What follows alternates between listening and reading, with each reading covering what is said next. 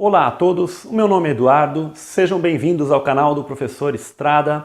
Estamos aí hoje, pessoal, com a nossa aula 52 do nosso curso de Matemática Básica. Vimos na aula passada os sistemas de numeração aditivos e eu dei dois exemplos para vocês. Os dois exemplos que eu considerei mais interessantes e mais importantes aí, que é o sistema egípcio, numeração egípcia, desenvolvido, utilizado, aí nós podemos considerar na faixa de 3.000 anos antes de Cristo. E também mostrei o sistema de numeração romana, os sistemas de números romanos, que é muito conhecido de vocês e ainda é utilizado em várias situações até os dias de hoje.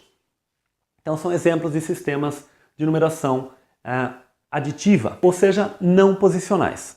Na aula de hoje nós vamos ver alguns exemplos de sistemas posicionais. Para nós entendermos melhor um sistema posicional, é importante nós sabermos o que significam as bases numéricas, o que são bases numéricas. Mas eu vou deixar esse estudo para a próxima aula, e aí na próxima aula vocês vão entender ainda melhor a ideia de sistemas de numeração posicional. Mas eu acredito que com o que nós vamos falar hoje, já será possível que vocês entendam o significado de um sistema de numeração posicional. O primeiro exemplo de sistema posicional que eu gostaria de falar para vocês é o sistema de numeração maia. Então os maias aí foi uma civilização pré-colombiana aqui da América, e essa escrita aí, então, essa civilização data aí de 2000 a.C.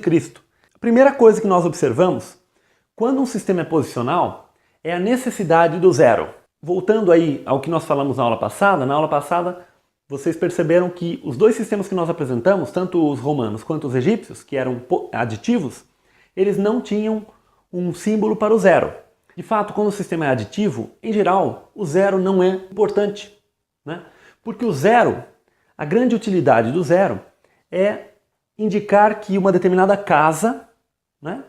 Aí pensando já no sistema decimal que nós conhecemos, uma determinada casa, ela está vazia. Então esse zero indica que aquela casa não possui um elemento. Primeiramente, símbolos do 0 até o 19. É um sistema de base 20, base vigesimal. Então, diferente do que nós estamos acostumados, que é base decimal, o sistema maia ele é base 20. O que é mais cogitado pelos historiadores é que a base 20 surgiu porque é justamente a soma dos dedos das mãos e dos pés. Então eles tinham um símbolo para o zero. Para o zero, esse símbolo aqui é a concha, né? Então a concha era o símbolo para o zero. Depois, para o 1, o símbolo era uma bolinha, um ponto. Para o 2, também, 2 bolinhas. Para o 3, 3 bolinhas. Para o 4, 4 bolinhas. Para o 5 já entrava um novo símbolo, que é o traço, né? O traço horizontal.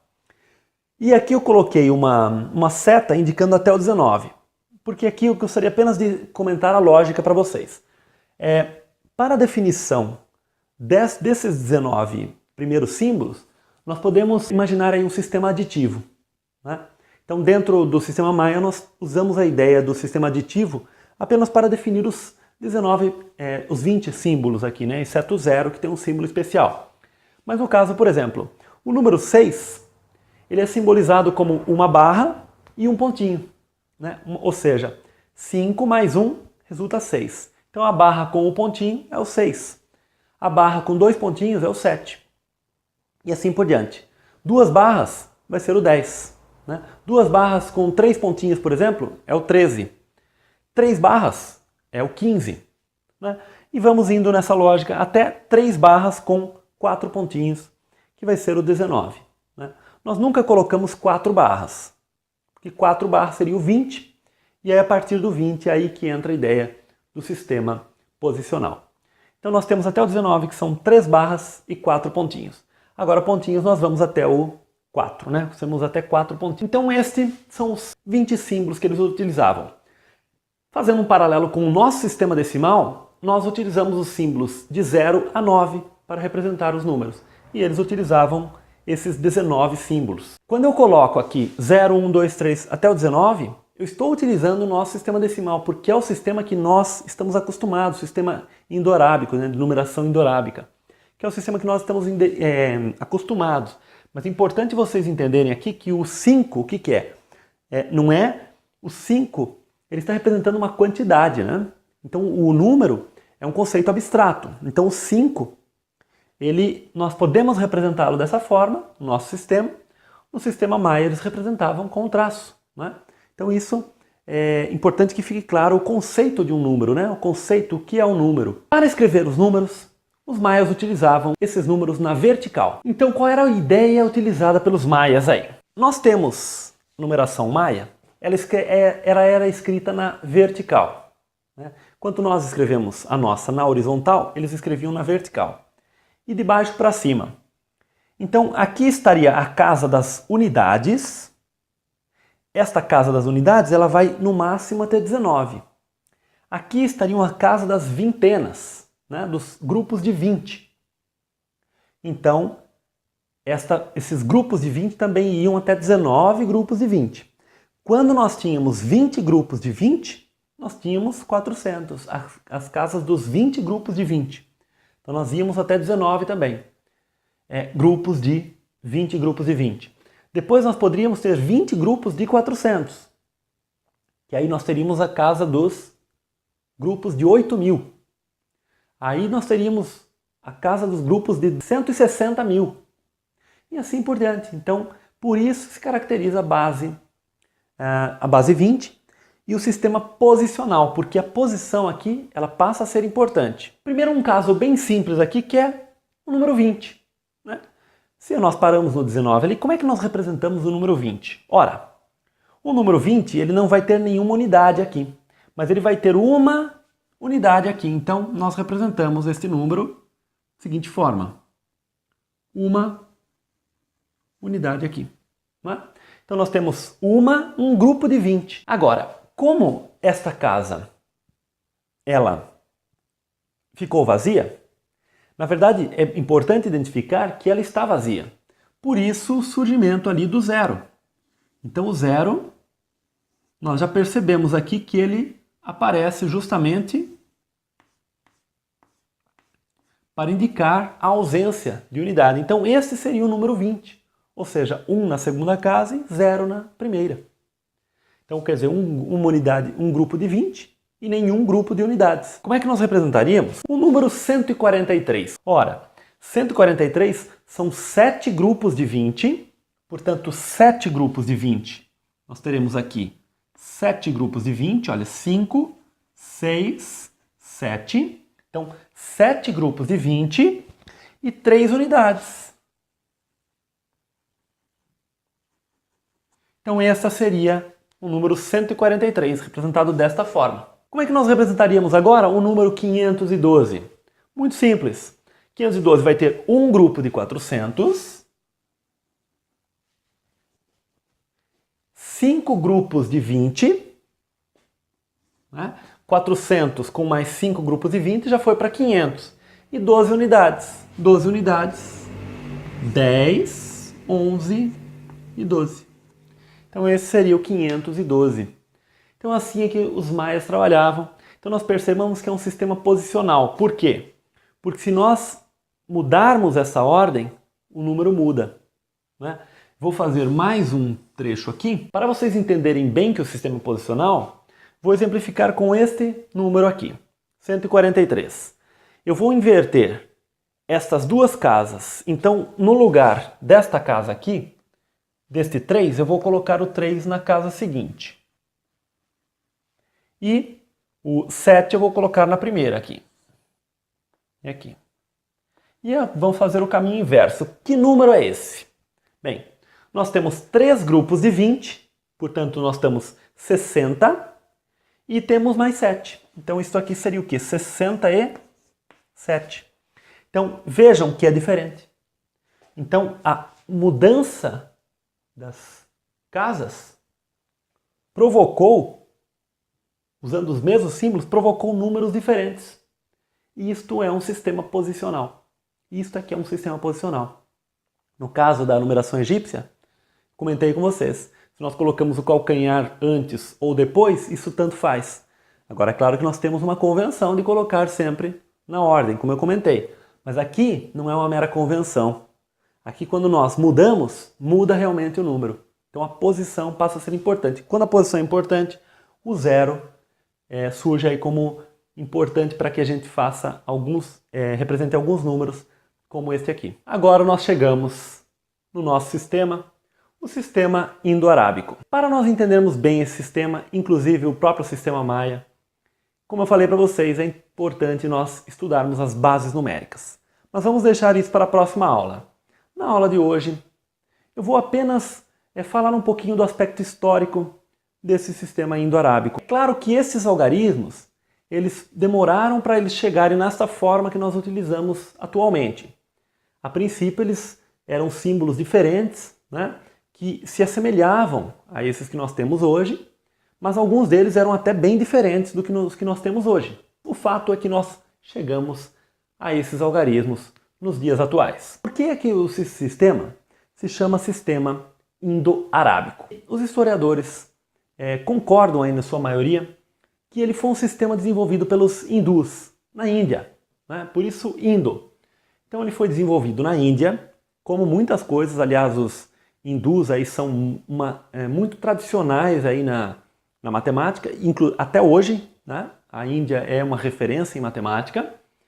E arábico por quê? Porque os árabes, na época, por volta do ano 600 a 800 da nossa era, os árabes estavam aí, dominavam grande parte da Europa. Então eles foram responsáveis por divulgar, digamos assim, o sistema indo-arábico. E com essa divulgação, a elite, né, claro, que era quem tinha acesso a esse tipo de informação, percebeu o quão útil e quão interessante era este sistema de numeração, né? O quão prático ele era. Muito mais prático, por exemplo, do que o Maia, que nós acabamos de ver, né? Porque são números mais fáceis, ele é mais prático, ele realmente é mais prático, não é à toa que ele prevaleceu até hoje. E a grande utilidade, tanto do sistema Maia também, como este aqui, todo o sistema posicional, é a praticidade em fazer contas também, né? Operar com os números.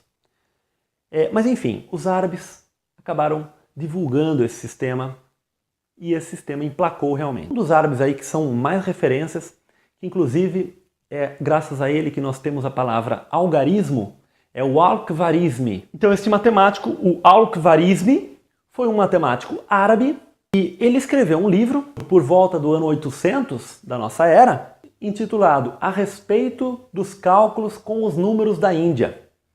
Então esse livro e outros matemáticos árabes, né, escreveram na época, falando sobre esses números da Índia, acabaram divulgando isto e mostrando realmente que esse sistema de numeração ele era muito útil, realmente bom. Alguns detalhes que nós comentamos aqui é que o zero demorou muito para ele ser aceito. Inclusive, até relativamente pouco tempo atrás, ainda havia matemáticos que ainda eram resistentes à utilização do zero. Não estou falando de muito tempo atrás, não. Estou falando de pouco tempo atrás. Matemáticos que eram resistentes ao uso do zero.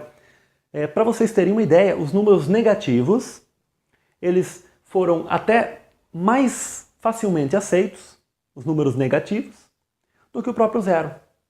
Porque o zero, alguns matemáticos acreditavam que, veja, como o zero não significa nada, o zero é a ausência, então para que eu vou precisar de um símbolo para representar o nada? Com o aprofundamento nos estudos, quando se foi entendendo realmente o que era um sistema posicional, né, porque isso aqui muitas vezes era trabalhado de uma maneira intuitiva apenas, não se tinha clareza, espera um pouquinho, mas o que é um sistema posicional? Né? Então, como não se tinha essa clareza, não se enxergou tão facilmente a importância do zero. Que, aliás, os maias, há 2000 anos antes de Cristo, já tinham um símbolo para o zero, porque eles perceberam a importância. Então a gente percebe que tem muitos conhecimentos aí antigos, aliás, dos maias, incas, astecas, né? Aliás, nós temos também o sistema de numeração inca, que também era posicional. Então, mas enfim, nós temos muitos conhecimentos antigos que foram perdidos. E possivelmente muitas civilizações antigas aí eram mais inteligentes do que a nossa em muitos aspectos. Com certeza é isso. Então os árabes foram responsáveis aí, né, por já propiciar uma grande divulgação. Na época, a Espanha tinha muita influência árabe. E um sujeito que foi posteriormente se transformou aí no Papa Silvestre II, estudou na sua juventude em Barcelona e ele teve contato com o sistema indo-arábico decimal posicional. Ele teve contato. Então, quando ele se tornou Papa, ele se utilizou até de um ofício papal para divulgar também, para comentar aí sobre os números indo-arábicos. O Papa Silvestre II. Isso lá por volta do ano 1000 da nossa era. Agora, lá pelo século XII, o livro do Al-Khwarizmi, acabei de comentar, que é sobre o cálculo com os números da Índia, foi traduzido para o latim. Ela foi um pouco mais lenta, poderia ser esta divulgação, porque a própria igreja também tinha uma resistência também, porque havia aquela tensão entre o catolicismo e o islamismo.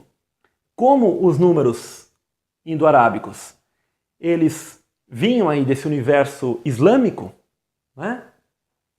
Então a igreja se mostrou reticente, né? Em grande parte. Mas, por outro lado, o próprio Papa Silvestre II, ele se valeu aí da sua posição como Papa para divulgar os números indo-arábicos, porque a própria igreja viu também a utilidade, a praticidade que era aquele sistema. Próximo também, um matemático também extremamente importante aí, que é o Fibonacci, né? Fibonacci, vocês certamente, se não ouviram, vão ouvir falar ainda dele. Nesse curso que nós estamos fazendo mesmo, em alguns pontos eu vou falar dele. Fibonacci, que é o Leonardo de Pisa, ele também escreveu um livro em que ele falava muito, né? Utilizava esse sistema numérico. Mas é claro que a grande divulgação se deu lá por volta do ano 1450, com a invenção da imprensa por Gutenberg, né? Com a invenção da imprensa, aí a coisa vai se espalhando, a novidade se espalha, e com esse espalhamento, aí todos percebem a grande utilidade e a grande praticidade daquele sistema, que permite que se opere com facilidade, com muito mais facilidade. Na Rússia, esse sistema chega somente por volta de 1700. Então ele leva ainda cerca de 250 anos para chegar na Rússia, que a Rússia adotava ainda um sistema de numeração cirílico, né? Eles têm até hoje o alfabeto cirílico, mas eles tinham também um sistema de numeração cirílico. Mas enfim, pessoal, este é um assunto muito rico, né? Existem livros e mais livros sobre esse assunto. Eu falei aqui em 2 aulas, mas certamente aí vocês vão encontrar material farto sobre isso. Estive até assistindo hoje um vídeo do Rubem Alves, né, um escritor brasileiro. Aí, aliás, assistam declarações, assistam vídeos sobre o Rubem Alves, que é um excelente escritor, aí, realmente tem opiniões muito interessantes. E ele dizia, o conhecimento está aí. Né? O conhecimento está na internet, está nos livros. Cabe a vocês procurarem. Então, a função aqui minha, como professor, é despertar em vocês esse interesse aí por esse conhecimento, tá? Porque esse conhecimento vocês vão atrás. Mas o que eu posso garantir para vocês é que esse assunto é muito interessante.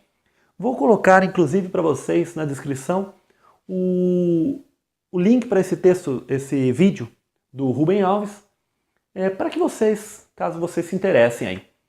E como último comentário, um outro sistema de numeração que também, ele é tido como híbrido, né? É misto de posicional com aditivo, é o sistema de numeração chinês, né? Que ele ainda é utilizado na China, né? Que é baseado naqueles ideogramas chineses.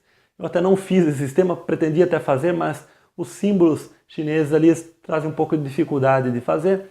Eu acredito que com o sistema Maia e, claro, o sistema indo-arábico, eu acho que a gente já conseguia representar muito bem aquilo que a gente gostaria aí sobre esse assunto. Tá bom, pessoal? Pessoal, então, espero que vocês tenham gostado da aula de hoje. Um grande abraço, até o próximo vídeo. Tchau!